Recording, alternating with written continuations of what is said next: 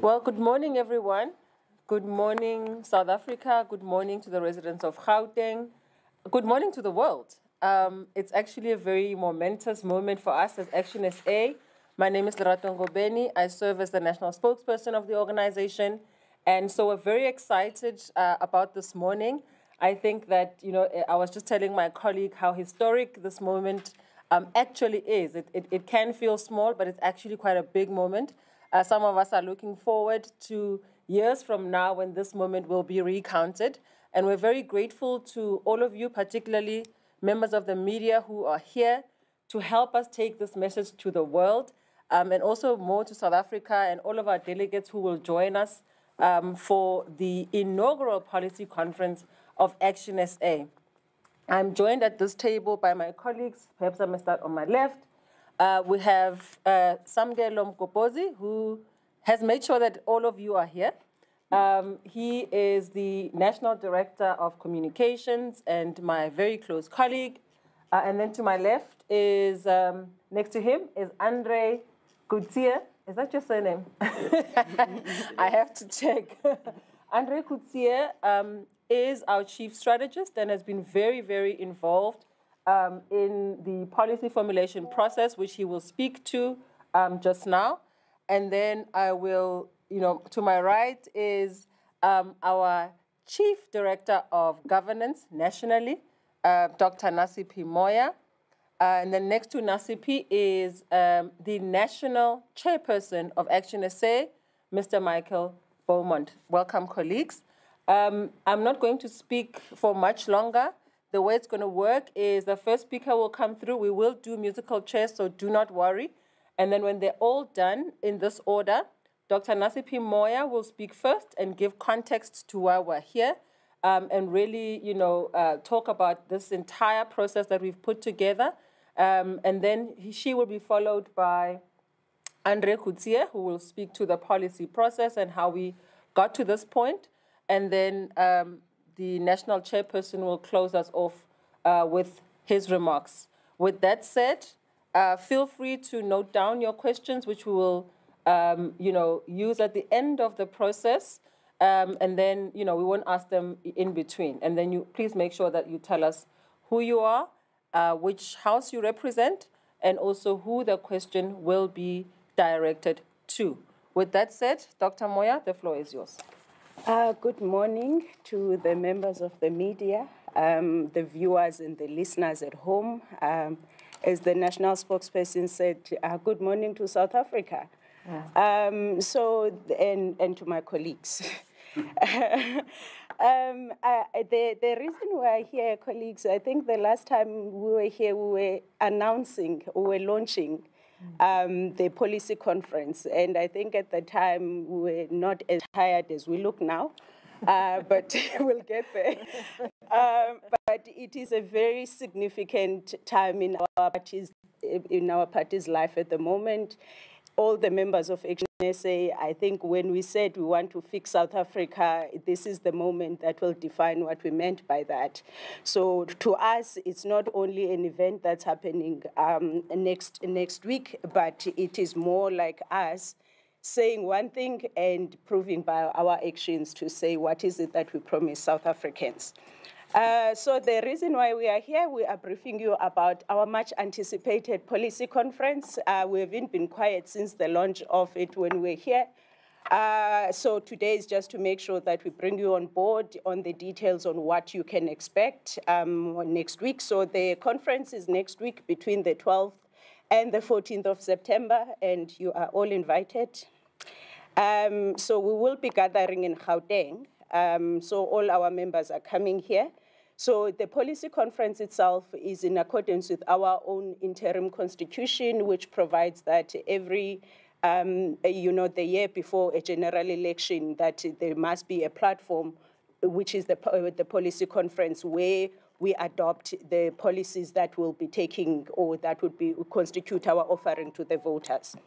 And so we're expecting 614 delegates from 9 provinces. The geographical representation is amazing.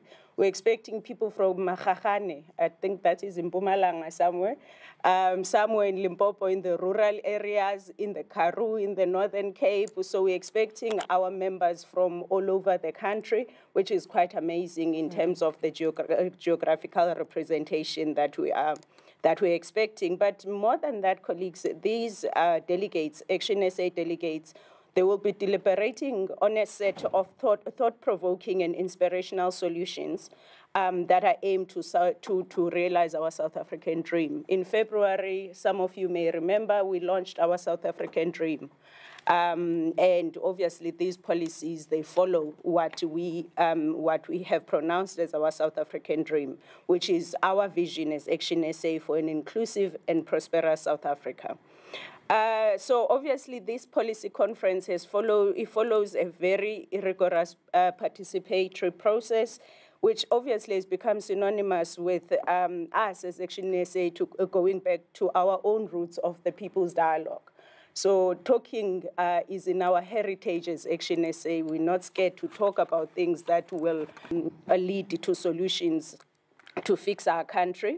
So, but the journey, obviously, it's been a 3-year, very intensive journey. You'd know that we celebrated our 3rd year last week on the 29th of August.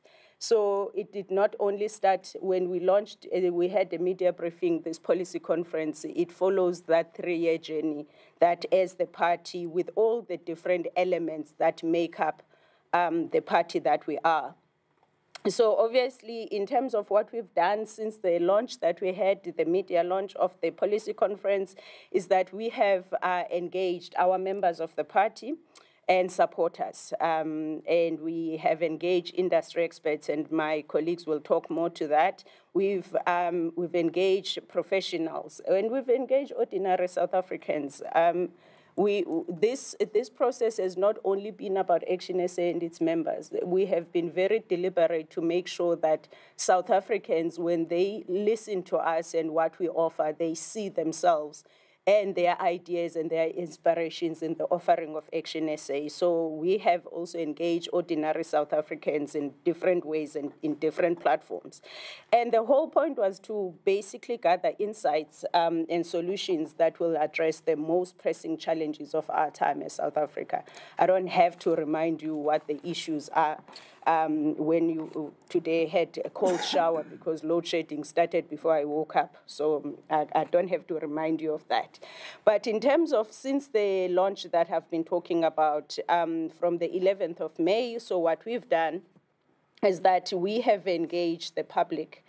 And so we've launched that platform where the people that I just talked about engage with us. And we've reached out with a focus on 11 policy themes. And in terms of that, so those themes that which I will list for you now, just for your record, they will serve then as focal points at our policy conference. And obviously, once that is adopted by the policy conference, that is what we're taking to South Africans in the form of our manifesto.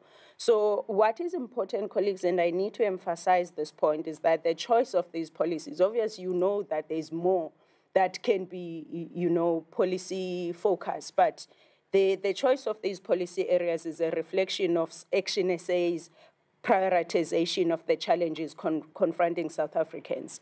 So in terms of the themes we're talking about, or the policy buckets we're talking about, we do have economic prosperity, energy security, economic justice, corruption, law and order, education, healthcare, public service, foreign policy, climate and environment, and the 11th one is rural development and traditional affairs.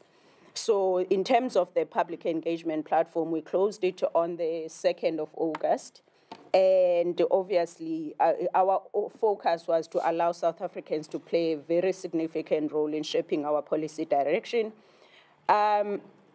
But I think it needs to be repeated, colleagues, that what we attempted to do and what we strive to do as ActionSA is that our policy framework must reflect the aspirations and desires of all South Africans and not just politicians. So whatever we have done so far is to make sure that the mandate that we're given by the Senate of the parties to say we use ActionSA as a vehicle to serve South Africans and not politicians. And I think we've done a decent job in terms of fulfilling or realizing that mandate.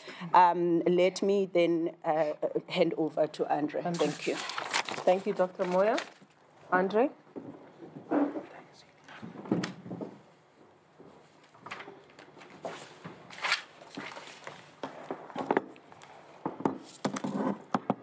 Good morning, everyone. So as Dr. Moya explained, we have these 11 policy buckets that we have been dealing with over the past 8 months. And central to this process of developing our policies over these past 8 months has been a program of extensive engagement, both internally with our branch structures, which is of course key, but also a program that has been spearheaded by experts in the respective fields of these 11 policy buckets to make sure that we are developing a credible solution for South Africa that is enriched with the knowledge of people with first-hand experience of the challenges we face. I think for those of you who have been exposed to policies developed by other political parties in the past, often these are very much academic exercises based on a lot of desktop research, very well-researched documents with a lot of footnotes, but often they are entirely out of touch with the lived experience and realities that the South African people face. And I think something that has always been central to ActionSA's DNA is that we have never believed that politicians will bring the answers that we need to fix South Africa.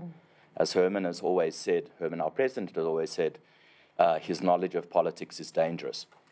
And I think the point is that one of the reasons for his success as mayor of Joburg is that he approached that position enriched with the knowledge he had developed as an entrepreneur and the success that he achieved in the business field. So when we set out to develop these policies, what we really wanted to do is make sure that we are getting a broad range of engagement, but predominantly spearheaded by experts. To this extent, over the past couple of months, since the first one on the 7th of June, we have had 14 expert engagements and stakeholder engagement sessions organized at a national level. And this has been supplemented by additional sessions that have been engaged by the provinces themselves. So we've had at least one session around each of the 11 buckets, and then additional sessions such as a dedicated session where we engage the agricultural community about the challenges they face and the ways in which government can assist them, and especially emerging farmers, to be more successful. The panels, I think, have been pivotal in this process because we've really been able to attract some very important, or I should say preeminent people in their field. Davy Root from the Efficient Group as an economist, Peter Fabricus, an independent analyst and journalist, Dr. Heather Taismo, who's a political scientist at the University of Pretoria, who has also been central in trying to facilitate some of the coalition discussions currently happening in South Africa, and somebody's very live to the South African political dynamic. We've had Nick Headley, an independent analyst and journalist, giving inputs on our economic inputs, Clyde Mallinson, who's an energy expert, and Dr. Angelique Coetzee, who used to be the former chairperson or president of SAMA. I think this really just demonstrates the extent to which we've reached out to South Africans, but more importantly, their willingness to engage without having to be affiliated with ActionSA as a political party. I think behind the scenes then, we've had additional experts who've said to us, look, I'm not comfortable in this political climate to necessarily put my name and face out there, but as an expert, I really want to help you develop these projects because ultimately I share the objective of fixing South Africa. And I think that is something that has really struck me throughout this process in all our engagements, is the desire of South Africans, whether it's ordinary South Africans who just understand the challenges they live with, whether it's frontline service delivery workers who deal with these challenges on a daily basis, like doctors, nurses, policemen, and teachers, or whether it's academic experts who have an academic understanding of these issues. ActionSA wants to ensure that our policies are tangible, are credible, and are realistic, but more importantly, that they reflect the lived experiences of the people in our country and are not removed from them because they are developed simply behind a computer screen and then passed on to politicians who have never had the capacity or ability to implement something in a real-world scenario. Following the professional panels, which concluded in mid-August, we then also initiated a process of interprovincial policy panels, and this has been described by some of our delegates as the equivalent of commissions that you would see at some policy conferences. So we established an interprovincial policy panel for each of the 11 topics, and these were populated by 3 delegates per province and then led by one of our ActionSA senators. And the purpose of these interprovincial policies panels and the 28 members of that were really to receive all of these inputs from these various panels, so the online public engagements, the expert engagements, our branch level engagements, the expert sessions, and to synthesize that into a set of recommendations that can then be incorporated into our draft policies that were ultimately signed off by Senate just last week. So I think throughout this process, it has really reflected ActionSA's DNA of engagement first. And everybody is familiar with our roots in the People's Dialogue, and I think this is not something that the People's Dialogue was ever approached as just a window dressing exercise, but rather a genuine desire to reach out to South Africa with the belief that the only way that we will fix our country is if we all work together to develop the solutions that we need to move forward and build the prosperous and inclusive future that ActionSA really envisions for our country. On that note, let me pass over to our chairperson to deal with the Senate resolutions. Thank you very much. Thank you, Andre.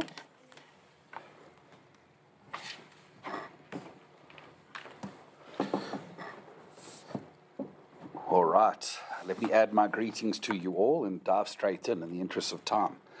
So, with the policy processes concluded that my colleagues have referred to, these draft policy proposals came to our ActionSA Senate, where they had the responsibility to marry together the professional and expert inputs that we received and the party political inputs we've received from our structures across ActionSA.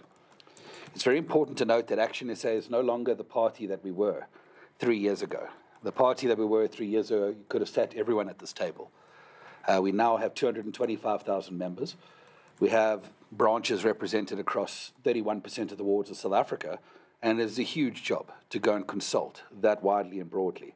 But bringing these policies together, our Senate did, and effectively a series of draft policy proposals were adopted by the Senate. And what's quite important to understand the nuance is that the Senate adopts a draft policy proposal, and that draft policy proposal goes out to all delegates. That is what will be discussed at our policy conference, and that is what is likely to be amended by the delegates at our policy conference. But what that draft proposal represents is the efforts to align the professional and party structure consultation phase.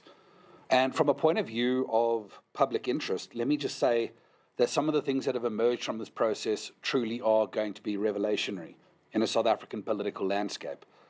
So when you hear my colleague talk about the benefits of engaging South Africans who understand how the country needs to be fixed, you'll soon see why these kind of innovations are distinct in our South African political landscape. So firstly, we talk about a universal basic income grant as part of our economic prosperity package, which is projected by economists to create between 1.6 and 2.1 million jobs, and to grow our economy at a rate of 5% by pumping finances into our environment and ensuring that we can lift out of the economic depression that South Africa is in. We talk about repealing the BBBEE Act of 2003 and replacing it with a new suite of social justice policies, because ActionSA is opposed to the act. We are not opposed to the empowerment of black people. We are fundamentally for the empowerment of people who have been disadvantaged by our unjust past. Part of that policy suite is what we call the Opportunity Fund, a fund that we will finance in unprecedented form that will tackle in the most aggressive fashion the investment in opportunity, in skills development, and in access to financing for small businesses, because we need grassroots level empowerment.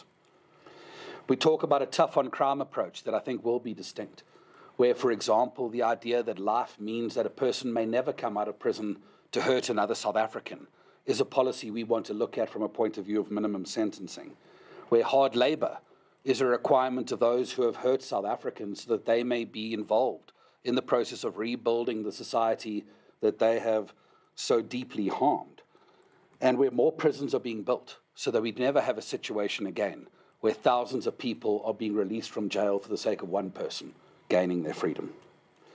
We talk about an aggressive rollout of clinics. There are too many people who cannot access hospitals in our country. They need clinics to provide primary health care. And we need those clinics to operate through extended hours, as was demonstrated by our President Herman Mashaba in his tenure of Mayor of Johannesburg, where so many lives were saved by people who could access that primary health care. We talk about an approach to rural development. The small towns and rural areas in South Africa are under siege from being derelict, being deprived of resources, and we need to offer people an opportunity that isn't just moving to cities, but a place where these rural areas can grow. And a big part of that has been our work with traditional leaders. ActionSA is unapologetically working with traditional leaders. Traditional leaders have been sidelined in our country. They have an important role to play, and they have been rendered as spectators by the ANC government, and this is something that we have to change.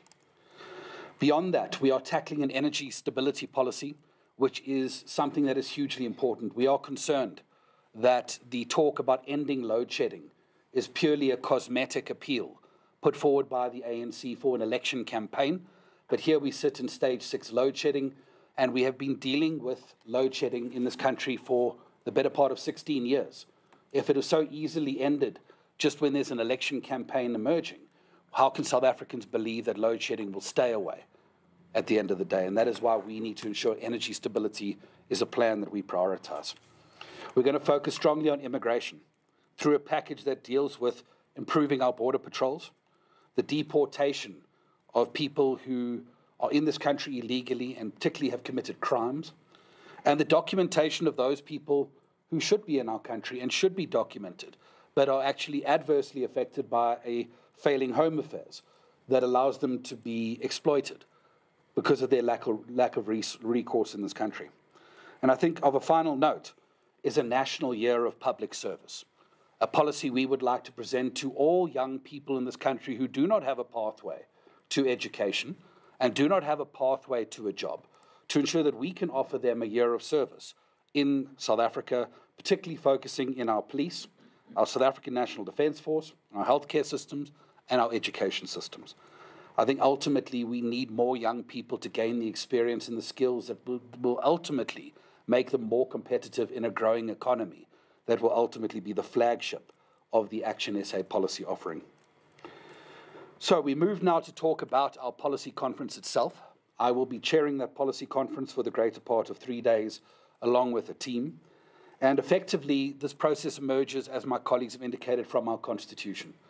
It is important to note that ActionSA has grown vastly over the last 3 years, and part of that is a democratic maturation of our internal decision-making. The party that would have adopted policies prior to the 2021 local government election is vastly larger and needs to engage vastly wider. And that is why we will have 614 delegates, including our 91 public representatives that were gained from contesting just the 6 municipalities that we did. And they will be coming from not just the 9 provinces that my colleague mentioned earlier, but from every one of the 52 districts of South Africa and the 8 metros. And I think if you're looking for any demonstration that ActionSA is not a Gauteng party and we're not an urban party, look to the fact that we can produce delegates who represent structures in every single corner of the 9 provinces of South Africa, because no emerging political party can do that. I think importantly, for the sake of members of the media and those who follow, the format of the policy conference itself may require a bit of attention. There will be a brief opening ceremony where we will certainly convey in key messaging what the approach ActionSA wishes to take to the South African landscape and the policy points of view, and certainly a keynote address by the President will be a feature in that regard. But from there, we dive into 11 key policy priorities that my colleagues have spoken about. And what must be said very clearly is that while elective conferences and rallies are something of a party where people come together and party, a policy conference is work. It's hard work. For 3 days, we will debate and engage.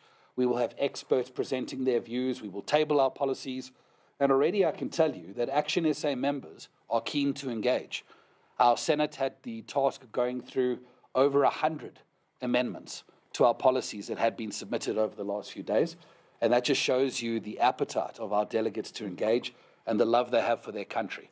And we look forward to having those engagements very much.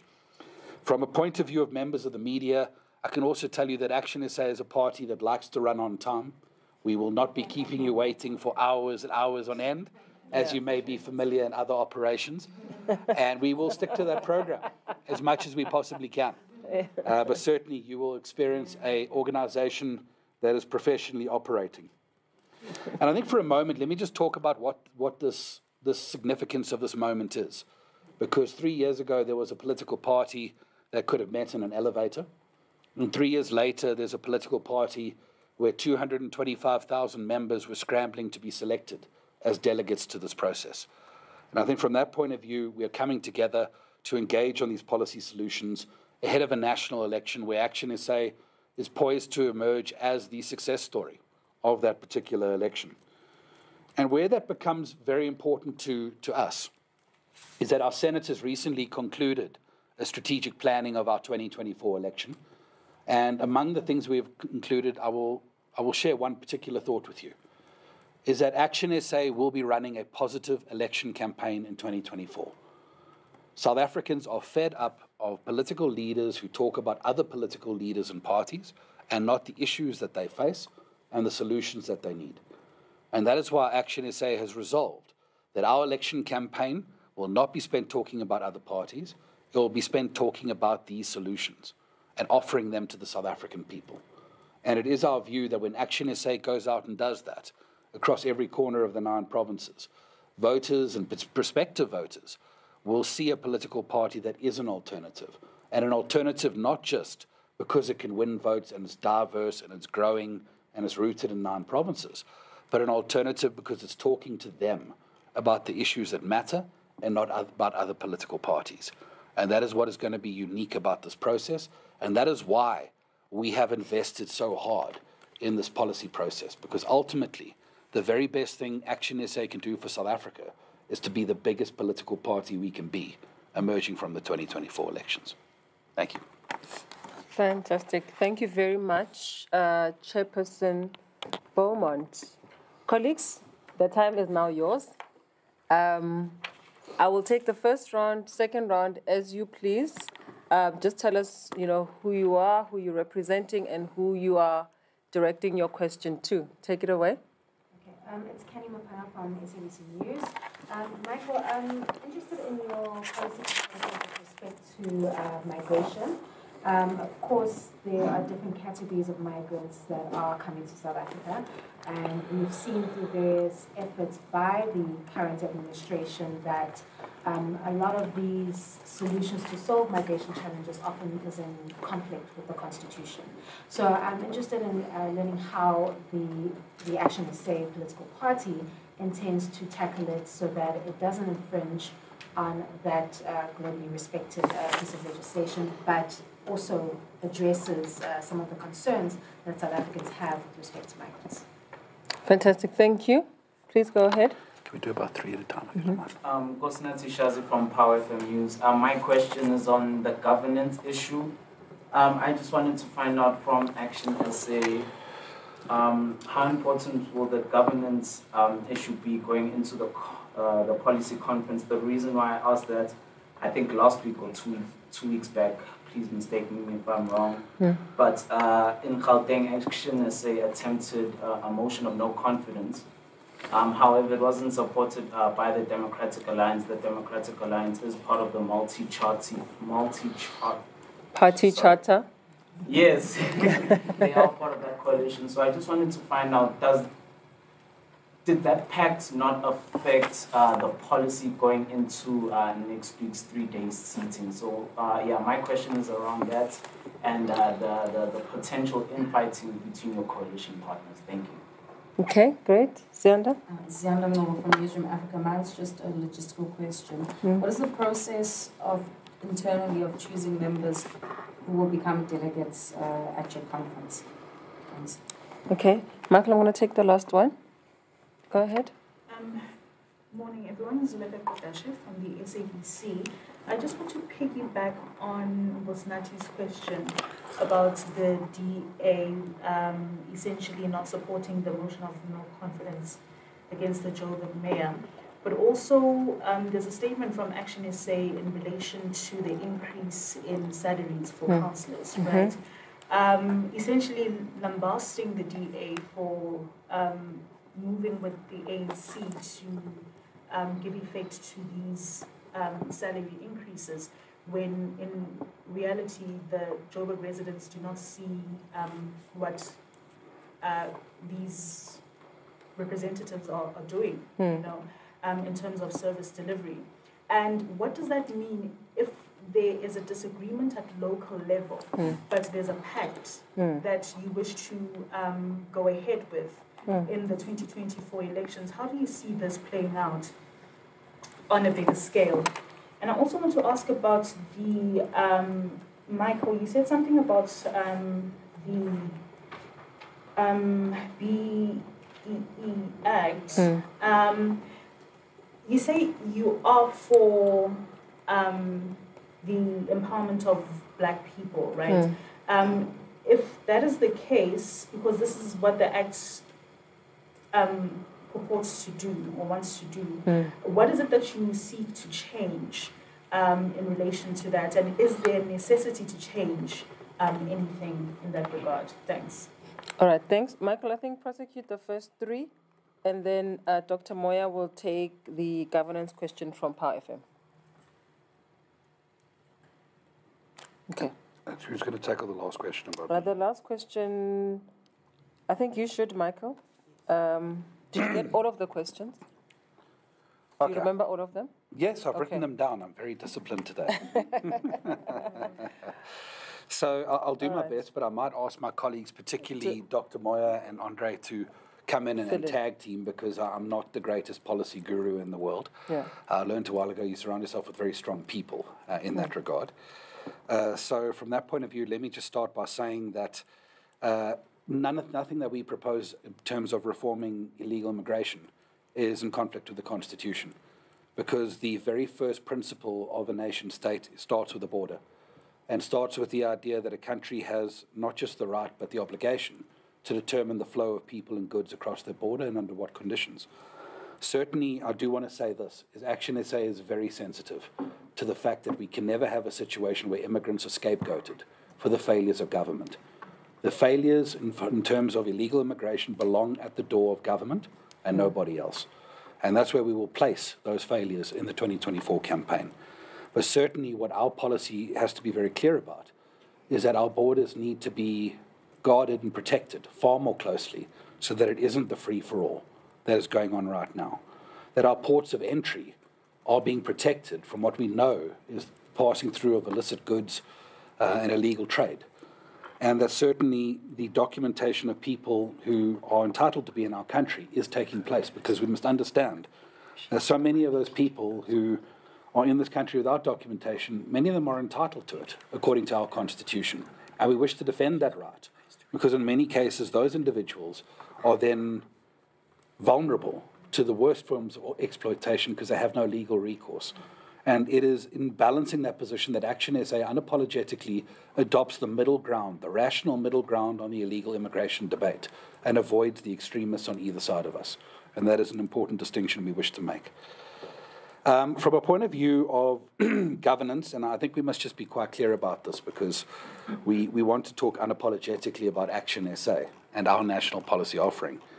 But our involvement with any other political party in a charter or a coalition doesn't change the fact that our policy process is distinct, it is unique, it is different, and that we will table policies that are unashamedly differentiated from that of even those people that we are in partnerships with.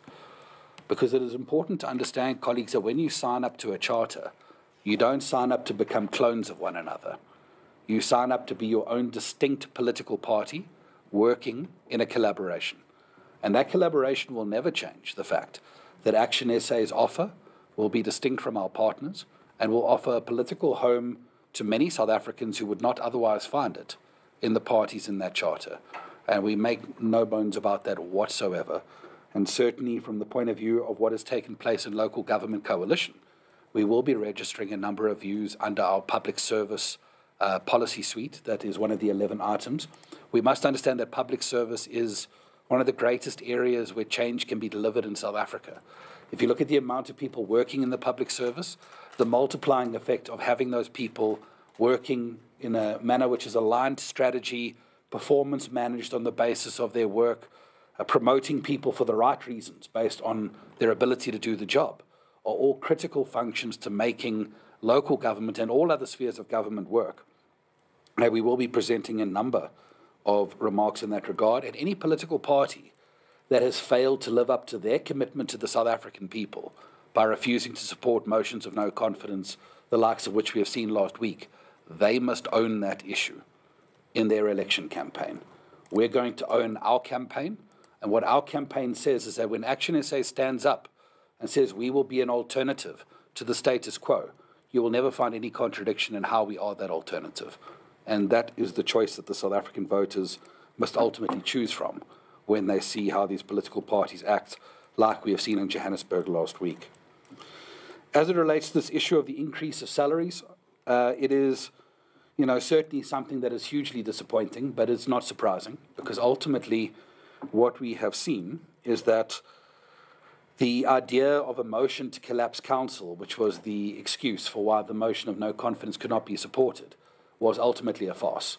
We know it requires a two-thirds majority. If a party is not willing to negotiate a 51% majority, a two-thirds majority is just it's a circus. Let's call it what it is. And at the end of the day, it was just demonstrated, because now you've got the caucus of that same party who's now approving salary increases into the distance, and yet they don't plan for there to be a distance. It just demonstrates that it's not real. And I think perhaps the greatest insult to South Africans is a week after 73 people died in that fire. 1 week. You've got councillors in the city of Johannesburg rewarding themselves for the excellent work that they've done in their oversight duties and ensuring that the bylaws are enforced in our city. And I think that's the indictment that ultimately those parties must own going forward. ActionSA did not support that increase, and I'm actually very glad to see that if you look at news emerging out of National Treasury, it doesn't look like those increases will even happen as a result of the financial status of the national government. And then to deal with Zianda's question on choosing delegates, ultimately the Senate approved a framework. Our Constitution empowers the Senate to determine the framework around representation, the format of the policy conference, how policies are to be determined, etc. And that framework was developed. And what that framework required was that the provincial executive committees, working in close consultation with our regional executive committees, would ensure that delegates are selected from the different geographies, and to ensure that we have that diversity of geography in our delegations that ultimately will see people from the rural areas, from the cities, from the suburbs, from the townships, from the informal settlements and the CBDs, which I think is the trademark of ActionSA. And I think, if you don't mind, I'm going to hand over to my colleagues to guide us on terms of the specific questions that relates to BEE. I have a number of inputs, but definitely I think that they are better placed to guide you in terms of that answer. Yeah.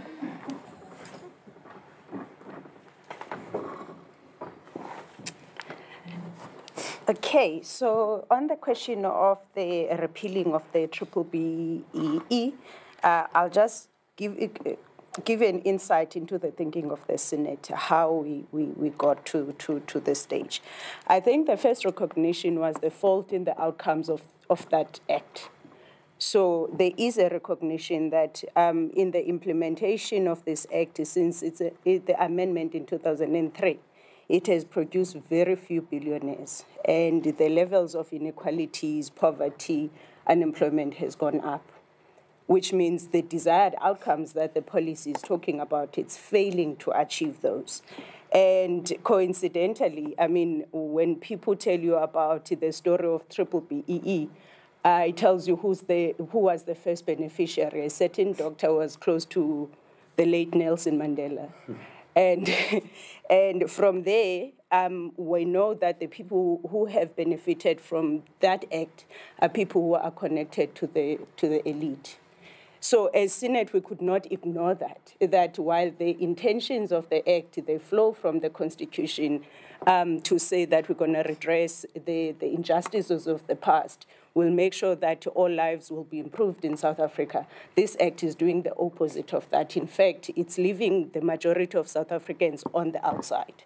So what we then, and I must say, colleagues, when it comes to the economic justice policy, it's something that as the Senate we had to pause because it was now talking to the issues that are close to the hearts and lives of South Africans. The survival of this country depends on that economic justice policy. We can talk economic prosperity, how do we deal with issues of infrastructure, but question is on a day-to-day, how do we deal with the human beings? How do we make sure that they survive? Hence, then you find the issues of making sure that South Africans have the opportunities, like the Opportunity Fund that Michael was talking about.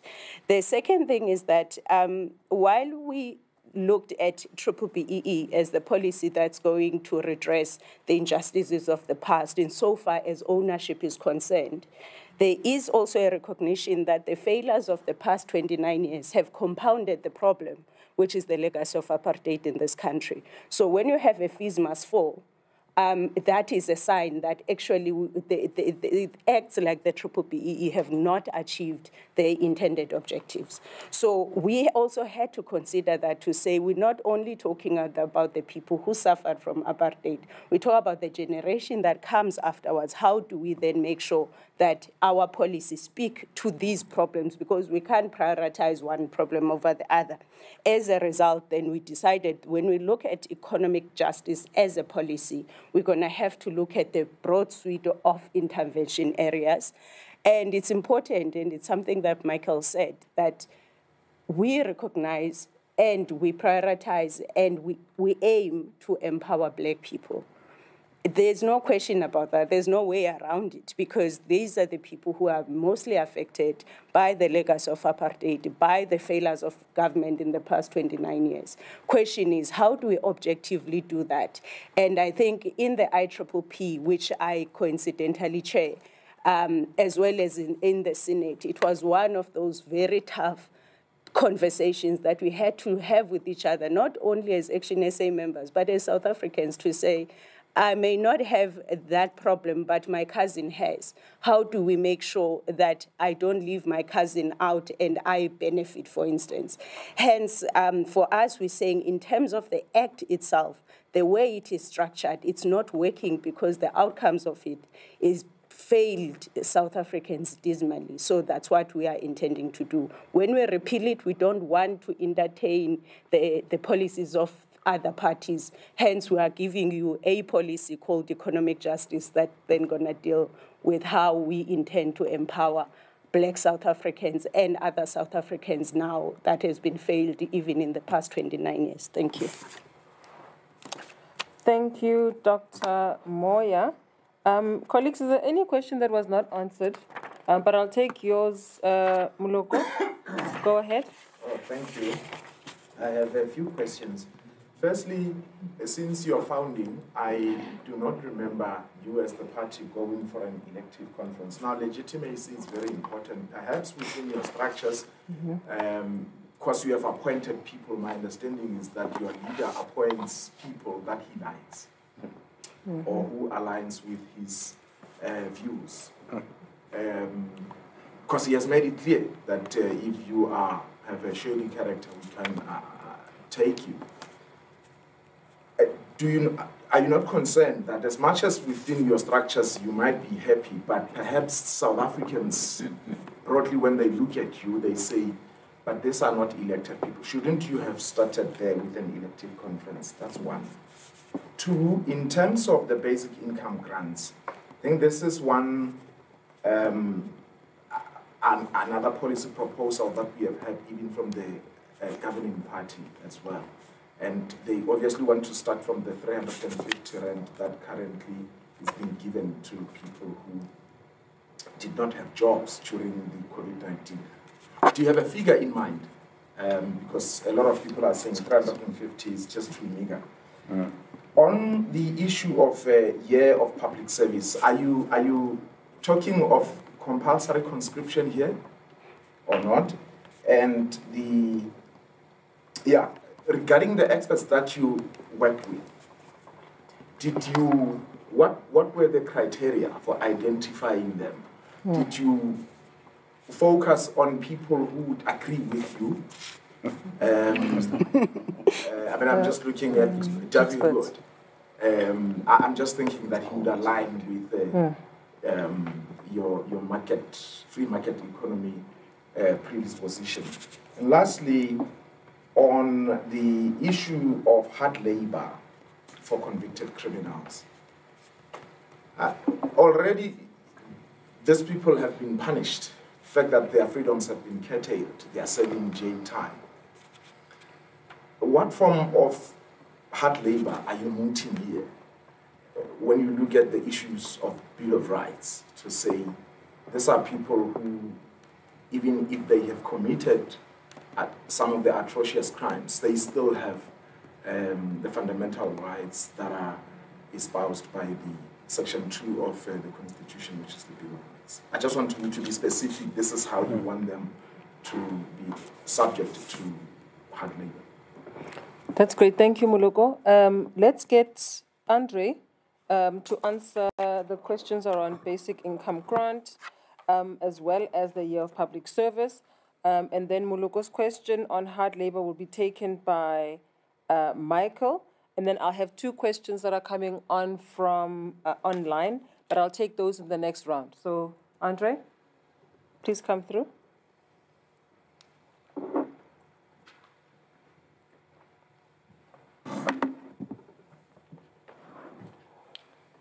Yeah, so I'd like to start with the basic income grant.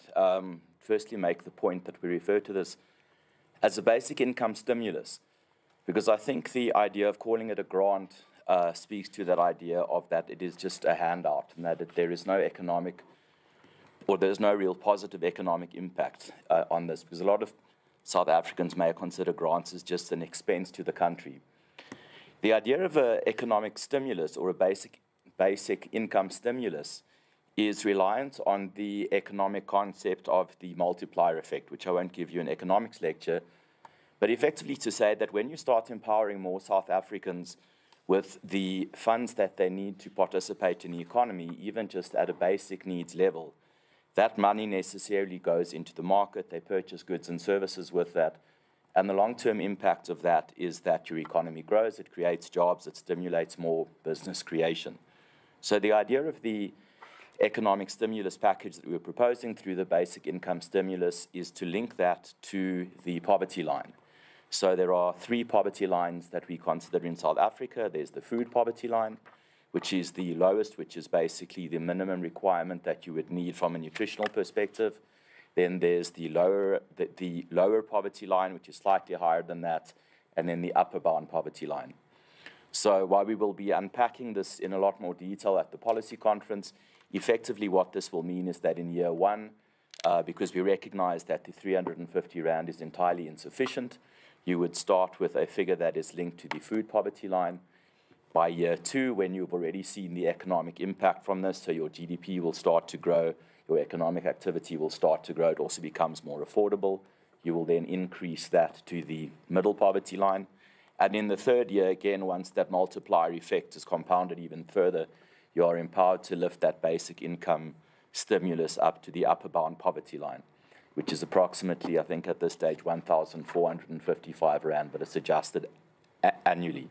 So this is something that we do not necessarily foresee as a package or a stimulus that will be an indefinite program, but really what you want to start doing is ensuring that all South Africans have the ability to at least afford the necessities of life, and that one then relies on the economic impact on that to actually grow the economy. As Michael mentioned, I mean, the financial modeling that has been done around this, which is quite extensive, suggests that depending on exactly which scenario you implement, you can raise your GDP by about 3.5 to 5.5% over the period that the grant is implemented, and create somewhere between 1.3 and 2.1 million jobs. So we really want to emphasize that, yes, this has been mooted by other political parties, but framed as a grant. And I think for us it is far more important to recognize that the only real way out of poverty and inequality in South Africa is to create more opportunities for gainful employment. Because at the end of the day, no amount of money that the state can provide in form of social welfare will ever give you the kind of opportunity for upward social mobility that all South Africans deserve. So over time, what one wants to see is less South Africans reliant on a basic income stimulus package and more South Africans able to have a life where they can actually aspire to with a proper job and a family where we don't have to rely on simply social grants to meet a very meager quality of life. In terms of the service year, we are not proposing mandatory conscription, and I think this is an important distinction to make. As somebody that was born just after conscription came to an end, I'm very glad that I was never forced to go to the military. I appreciate that there is a generation in South Africa that associates conscription with discipline, with law and order. But I think the objective that we really want to achieve with our voluntary National Year of Service is to provide South Africans, and especially young South Africans who have come out of our educational system that has ill-equipped them to be participants in the economy. I mean, given our low pass rates, given the fact that the curriculum doesn't necessarily prioritize marketable skills or vocational skills, what we really want to create is an avenue for those young South Africans who don't have the means to go to university or the appetite to go to university, or who are simply undecided about what the next step is that they want to take in their life, and to then open up the public service to them in the form of the military as one avenue, certainly, but the police as well, whether they want to work as a fireman, whether they want to go and join the healthcare fraternity, or even if they want to do an internship in the Treasury, because they foresee that they may want to pursue a career in finances. But really what we want to do is direct that energy of young people who are eager to work towards frontline services where they can make a positive contribution to the nation, but at the same time earn an income and develop skills that by the end of the conclusion of that voluntary year of service, they will hopefully be in a better position to take up gainful employment or make an informed decision about what the future is that they want to pursue.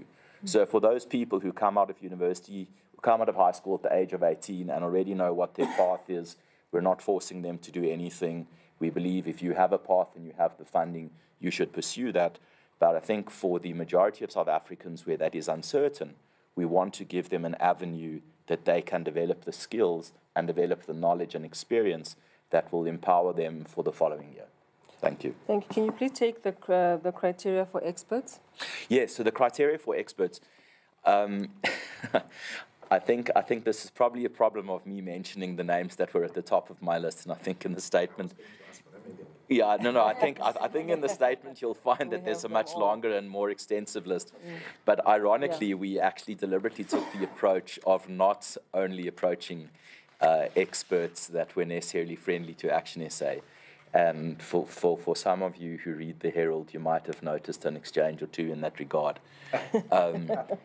We deliberately took the approach of actually trying to reach out to a broad range of experts. So for each panel that we convened, we probably sent out in the region of 30 to 40 invites.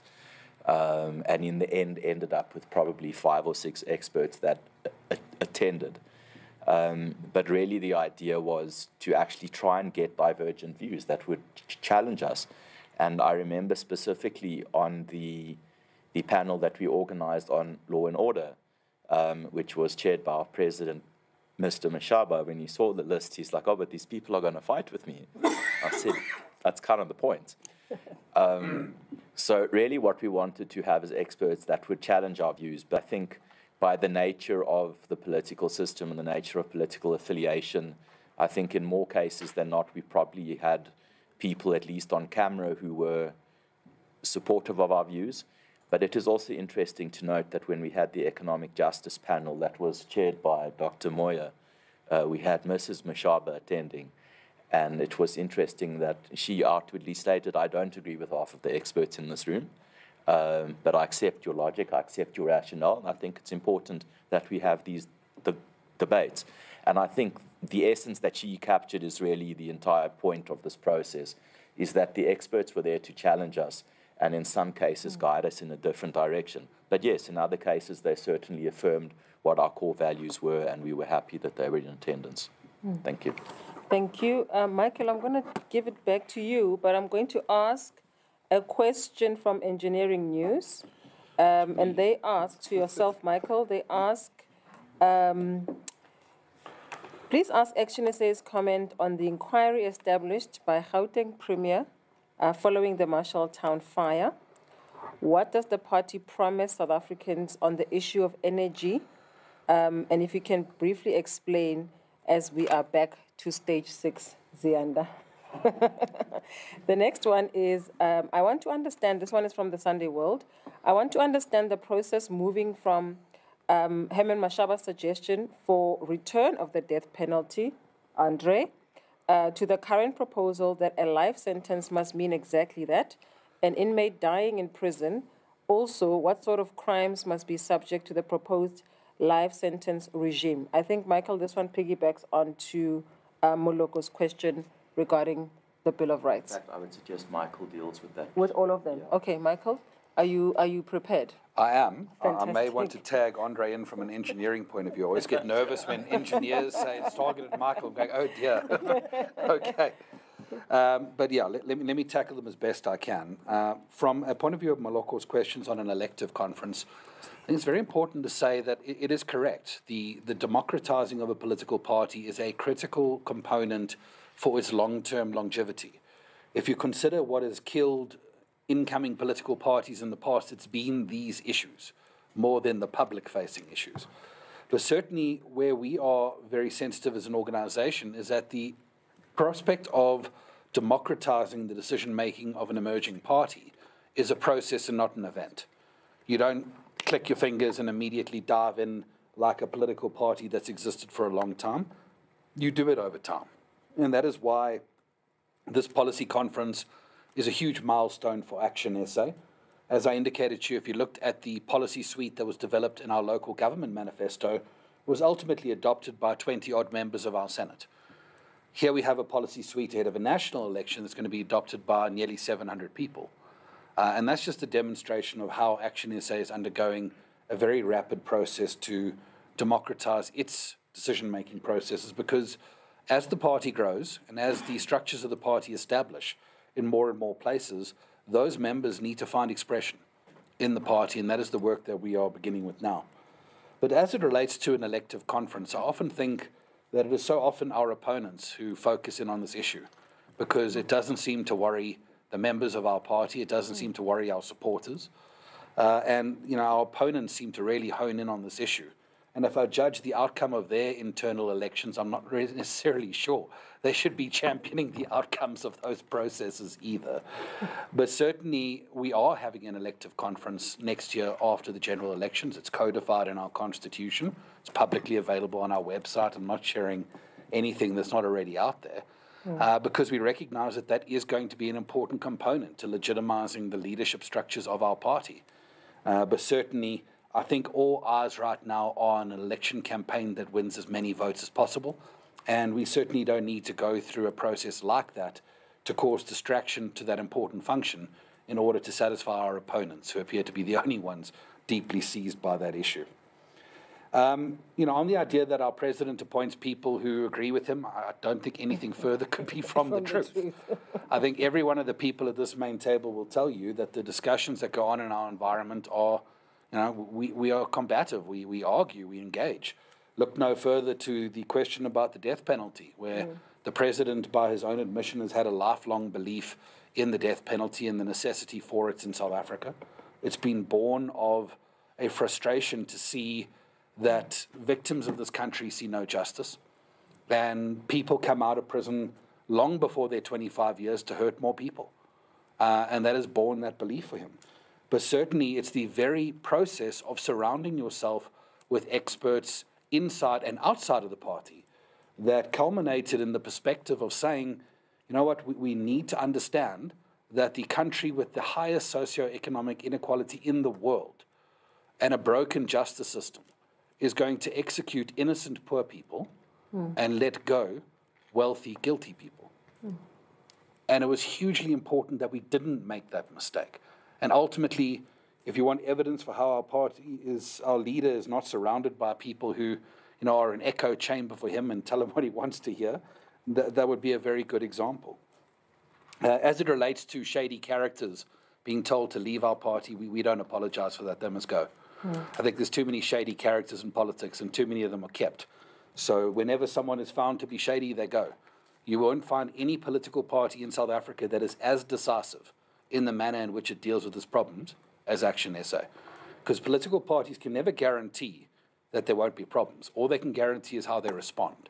And I think in that regard, you will accuse ActionSA of many things undoubtedly, but being indecisive will not be one of them. And then on the matter of the hard labor, one of the things that we've discussed, and this is where our tough on crime policy is going to be unapologetic, is that wherever you go in these discussions in South African politics, the minute you talk about crime, we talk about the rights of the perpetrators. What about the rights of the people who've been harmed?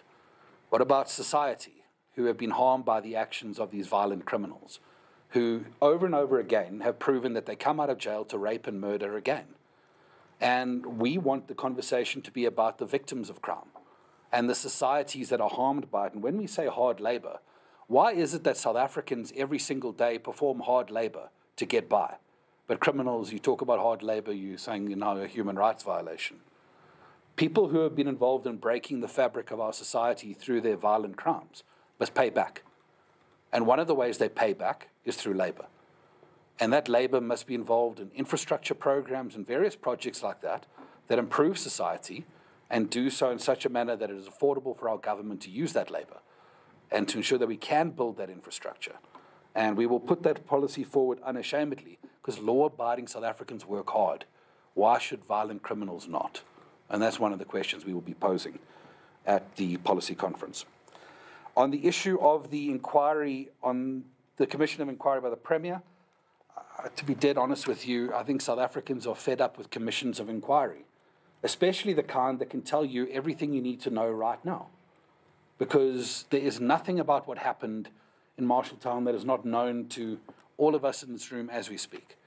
And that is that buildings are being hijacked in the CBDs, that there is no bylaw enforcement taking place, certainly not since the departure of Herman Mashaba as mayor, that law and order has given up in those communities, and that ultimately the living conditions in that environment are dangerous, where slumlords are renting out tiny, inhumane spaces for high fees, often to the very people who don't have the documentation and the recourse to stop being treated that way.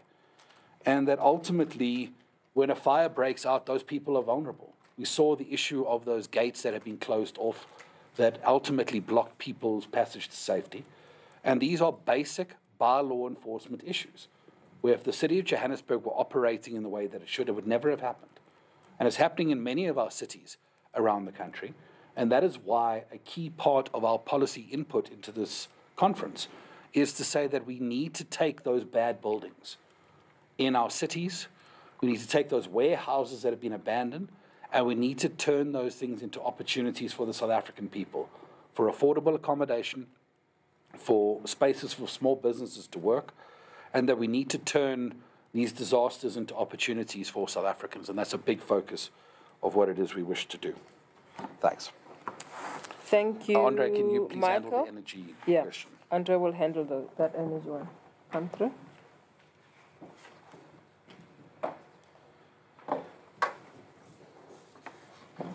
Do you remember the question? Yeah, that's fine. Yes, thank you. I think as a point of departure, I think it's important to state that ActionSA's vision for our energy markets is for an open, competitive, and decentralized energy market. I think there is certainly an understanding that we need to break the monopoly of Eskom, and I think that process has recently started to come to life after the Minister of Public Enterprises signed the documentation that will eventually lead to the establishment of a independent distribution entity. But I think a lot of those solutions are solutions that will only really come to fruition in the long term, and I think load shedding is a crisis of now. I do think that it is possible, and ActionSA certainly thinks that it is possible that we can make meaningful inroads to this if we were to come into government today. Because I think one of the biggest challenges that we've seen is simply the political willpower. And I hate talking about the fact that policy is only about implementation, because it's not.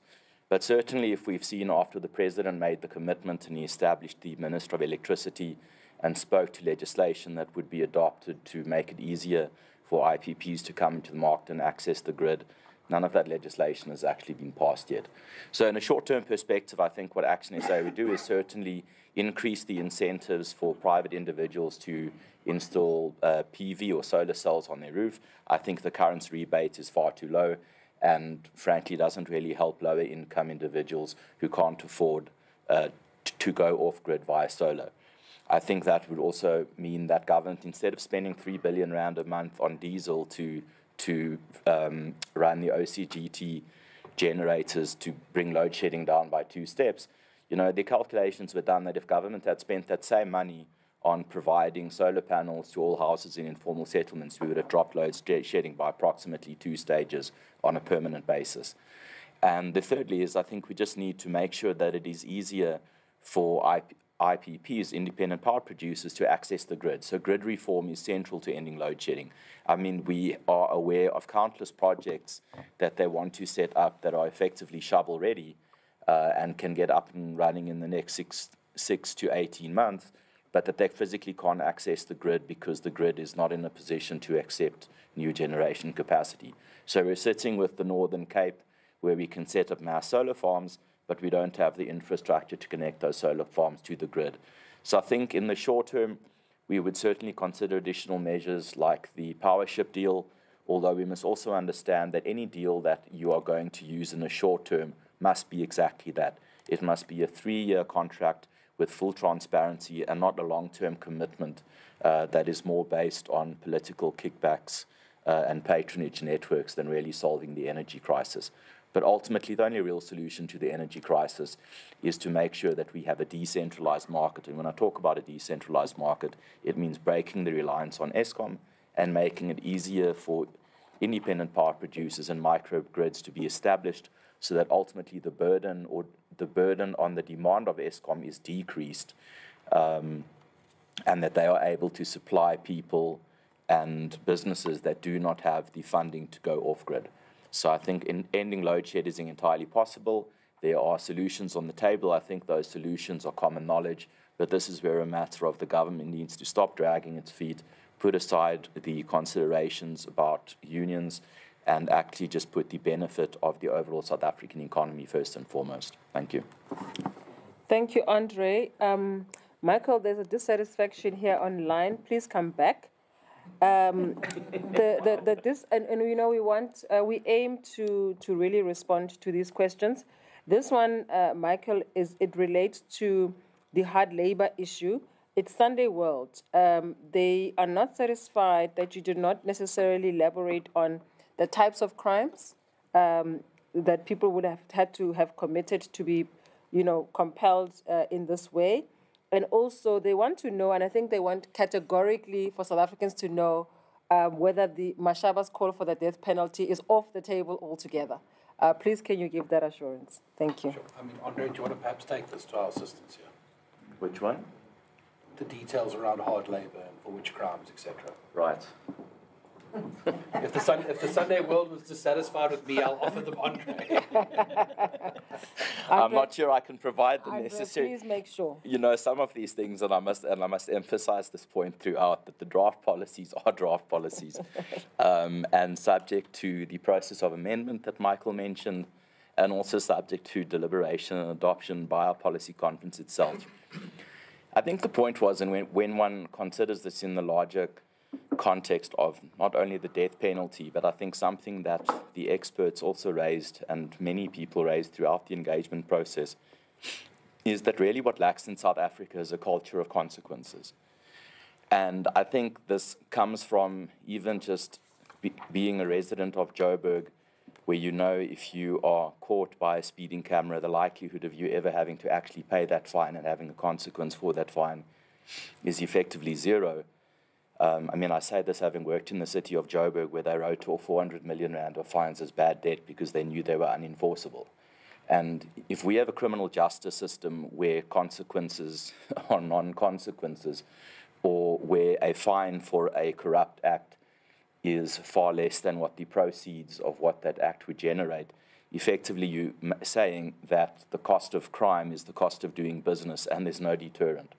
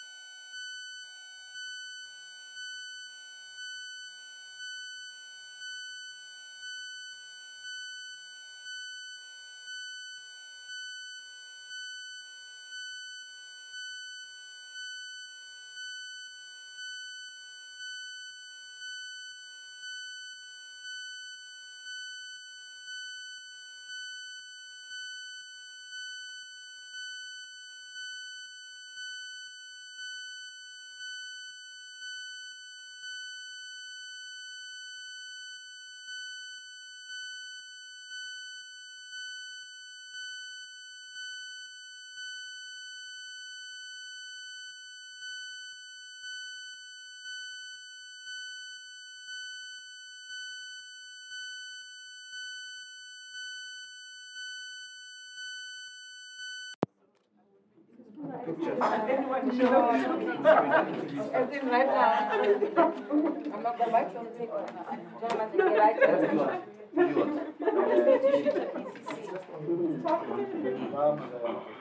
No, I have to file.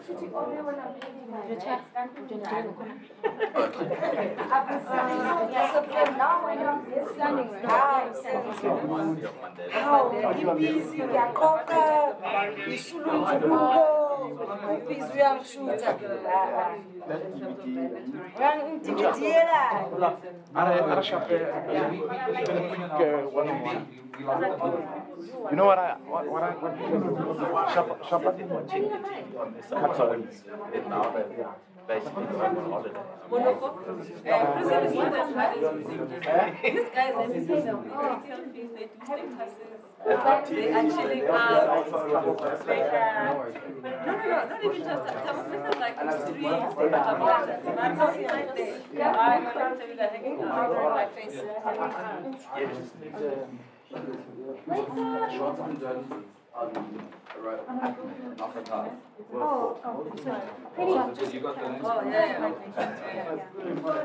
Yeah, can I just read out Cool. Andre will come to you and I'll bring Michael after. Did you get it this morning? I didn't read it, I just saw the headline. It's short anyway. Yeah. I'm going to break down. Really have to. Have you used the stairs on the council chamber and go down a few